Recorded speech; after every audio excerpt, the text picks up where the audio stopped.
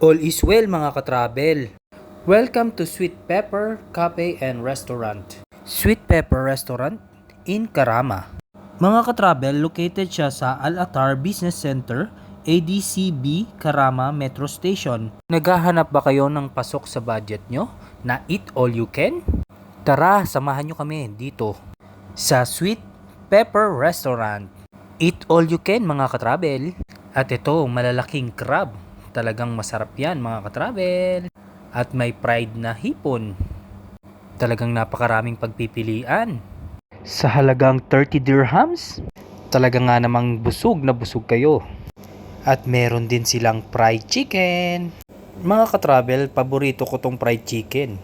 Kaya tuwing lumalabas kami, laging fried chicken ang order ko. At may kasama pa siyang gravy. Ito naman katravel, ang kanilang chicken sisig.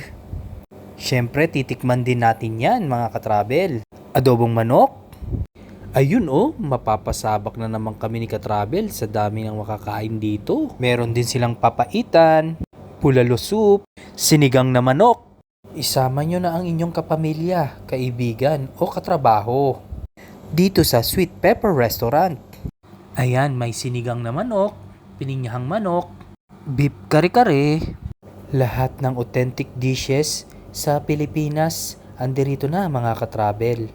Chicken spicy, chicken steak, chicken teriyaki, binagoong gulay, hotdog at dilis, at ang kanilang crispy isaw, spaghetti Filipino style, ang kanilang pansit, fried rice at steamed rice.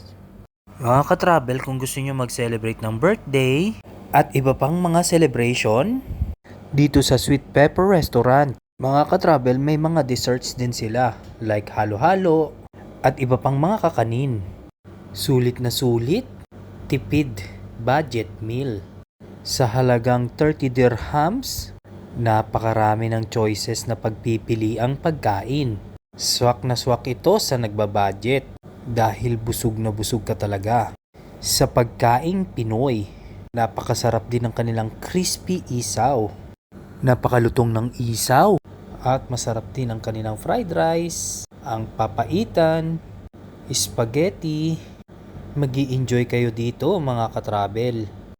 Pati ang kanilang crab. Napakalaki ng crab nila. Mga naghahanap ng seafood, dito lang din yan sa Sweet Pepper Restaurant. Kitang-kita nyo naman, napakalaman niya. At sobra kaming nag-enjoy talaga ni katravel dito. Sulit na sulit ang aming 30 dirhams. At ang kanilang dessert na halo-halo. Thank you for watching mga katravel!